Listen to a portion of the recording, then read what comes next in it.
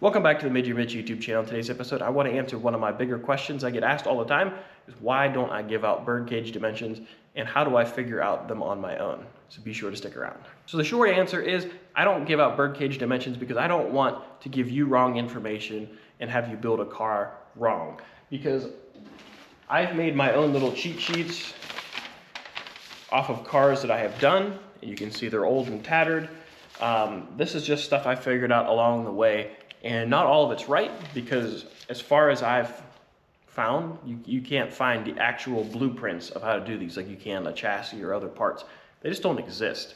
And if someone does have them, they're not sharing them, but I don't have them. So all the stuff I have, I've learned on my own. And you have to take that with a grain of salt, because there's variance in cars. And all these cars I'm building are either rusty or they're wrecked. So you have to take all that stuff with a grain of salt. So that's why I don't give those out, because if that came back on me after somebody built a car or tried to take it to their body shop and they said, oh, well, this is 3 degrees off, or this is an eighth of an inch off, we can't build the car. I don't want that to happen. But I want to teach you guys how to make your Corvette great again. That's really what this is about. It's about taking these cars that are really rough, putting them back together, getting them on the road again. And a lot of my cars have sold for a lot of money at the auction. And they've been transformed in a way that no one would ever know that they started out life like this. And that's the way that it should be. And if you guys follow kind of the model that I do in a lot of the videos I've laid out, you know the rough process. But I want to help you guys with the finer details. And in Friday's video, we're going to start working on the windshield frame. I'm going to tell you guys about how to check that and how to make sure everything's good on your car before you start taking it apart, whether it's wrecked or rusty. And then we're going to go into different areas like the hinge pillars, whether you're replacing rockers, the B-pillars, and then we'll get to the coupe roof structure, which that one's a whole chore in itself. But I just want to give you guys the rough idea of how to do this. It's just like the old story, if you give a man a fish, he eats for a day. If you teach him to fish, he can eat for the rest of his life.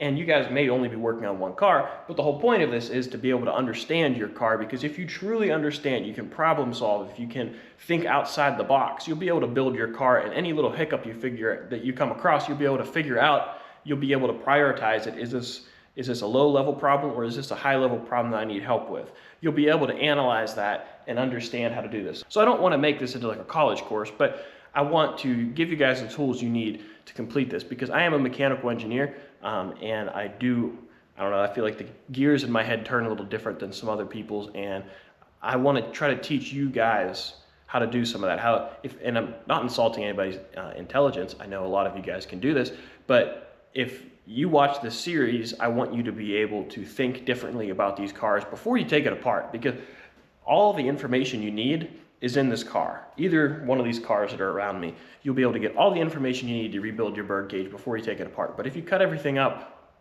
you lost all of your data points, you lost all your reference points, and now you're in a little bit of trouble. But what I want to do is teach you guys what to look for before you get into that situation. So a quick story that I just wanted to share to kind of elaborate on this.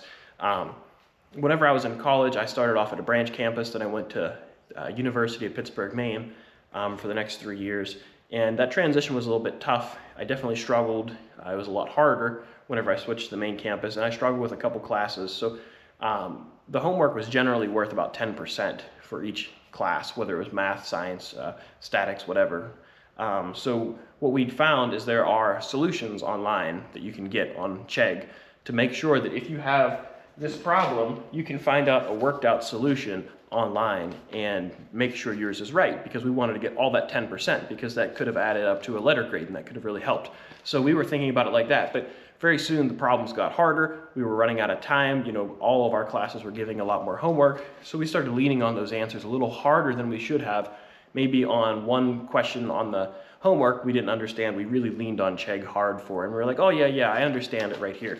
But the problem is if you have Chegg in this hand and the homework in this hand, it all makes sense. But as soon as you pull away the Chegg, the homework, and more importantly, the test doesn't make sense. So we learned that the hard way, and I ended up having to retake some classes, redo some stuff, change my study habits, and I ended up retaking a circuits class, and I did really well the second time, and I was able to teach my friends a lot about it, and we all studied together, learned together, and it was a really good environment. I later became a TA for that class because I liked it so much, and I ended up grading homework and helping out students in my office hours. And I had one kid who came by all the time who always asked questions instead of going to Chegg. He may have had Chegg, but he didn't use it to try to understand it. He came to me, we talked through some stuff, and if there was something I didn't understand, I either sent him to the professor or we figured it out together. And he did really well in the class, but a lot of kids use Chegg, and I can guarantee that because I saw their homeworks were all 100%.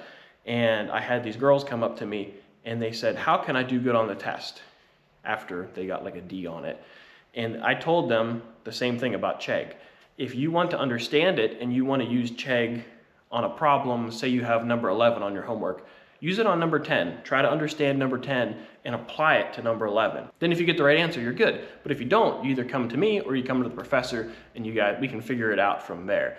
And just to make sure you comprehend it and you understand it.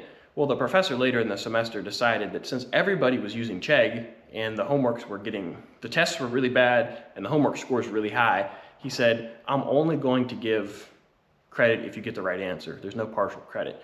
And so that kid came to me and he said, hey, I got like a D on this test, but I think I got the right answers for a lot of it. We looked through it and he missed maybe a negative sign, or he did one step that was wrong. He was really close on a lot of them. So we ended up bringing his grade up to like a B, B+. And I stuck my neck out to the professor and said, hey, this kid works hard. I know he does his homework. He tries really hard. Can we help this guy out? Those girls also came to me again. And I was like, listen, there's really not a lot we can do here, because I knew what was going on. And I don't want somebody to fail. I don't want to set somebody up for failure, which is what I don't want to do here. So my advice to them was to use Chegg differently. I didn't really ask if they used Chegg. I didn't accuse them, but I said, hey, there's this thing out there called Chegg.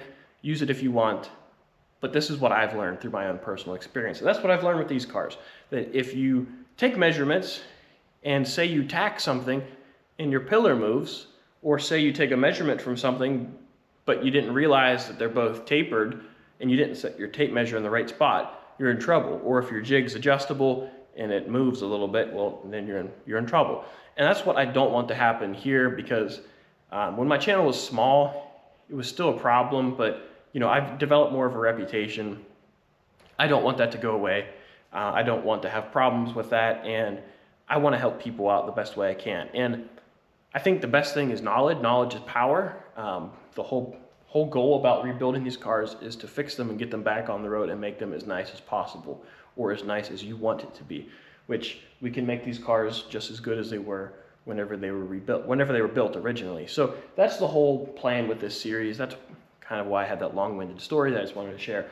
But I want to teach you guys how to do this without giving you dimensions, because there's a lot of stuff, whether it's the firewall can actually give you a lot of information for where to put the hinge pillar.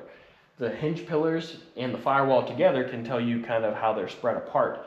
The body mounts on the chassis can tell you a lot as well. So there's a lot of little things that if you add all of them up, you have a whole car. If you just look at the dimension on a firewall from this body mount to the back of the firewall, that doesn't mean much.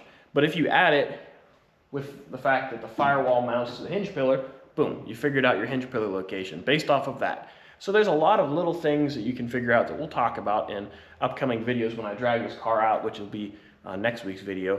We'll dive into that, and I'll start to explain some of the things you need to look for. So hopefully this helped. Whenever I started making these videos, I did this just to document what I was doing, and I didn't intend for it to go this direction, but I started kind of going into the how-to videos, which is great and all, but I really didn't expect to go down this avenue. I was just documenting what I was doing. And I've had a lot of people come up to me and say, I'm doing something similar, can you help? I didn't realize how many people that are watching my videos are rebuilding bird cages as well. I understand it because this is what I live every day, but I don't know what you have in your garage. I don't know what your intentions are. Because some people just like to watch, people rebuild stuff. And I appreciate those viewers too, but I still have those viewers that are trying to do it themselves. And I have a friend that bought a car. I tried to, put a package together for him, but he found a car that was a little bit cheaper. Well, it turns out the car looked beautiful on the outside, no hit body. The paint was baked off, so you could tell it was a no hit body. But the whole birdcage is rotten on it. And, this isn't a rub it in your face kind of moment at all, because he's a really nice guy, and I don't wish that upon anybody. But the reason why I build these cars this way is because I know that they're safe and sound. and they're nice and solid. So what I want to do is help him and other people out there that are doing something similar, because I can't build everybody's car. I don't have enough time. I have a day job. So I can only build a couple cars a year, where if I did this full time, maybe I could build a dozen cars a year or something. I don't know. But I don't have enough time to do everybody's car. So what I want to do is give you the tools that you need to do it in your own garage and understand it. And then also, if we build a community of people that understand this, I know there's already a community out there that knows how to do this stuff, but I don't know how vocal people are with it. And I'm not trying to make enemies by, telling people stuff, but to me, these aren't obvious observations, but if you've done enough of these, they will become obvious to you. So I'm not giving any secrets away. We're just talking about how to build Birdcage and what to look for. That's the goal here. So I hope you guys enjoy. I will have some products coming on the website very soon, specifically for the windshield. I'm gonna make some tools to help you get your Birdcage set up right, which I'll be talking about on my video on Friday. So if you guys enjoyed the video, please give it a thumbs up. Don't forget to subscribe. Also, make sure you comment down below if you think this would be something helpful for you. Also, let me know what you think about this whole theory about trying to help people critically think their way through these cars. Personally, I think that's the only way to do it, but that's the way my engineering brain works. Some people may just want the numbers, but I'm not gonna give them up. You can figure it out if you have enough pieces and parts. You'll be able to figure out all Birdcage, and if there is some stuff you need to guess on, hopefully you'll be able to, kind of interpolate it or extrapolate it and figure out how to get there. So that's kind of the goal. So let me know what you think about this whole approach, and I got a lot of work to do, so I'll catch you guys later.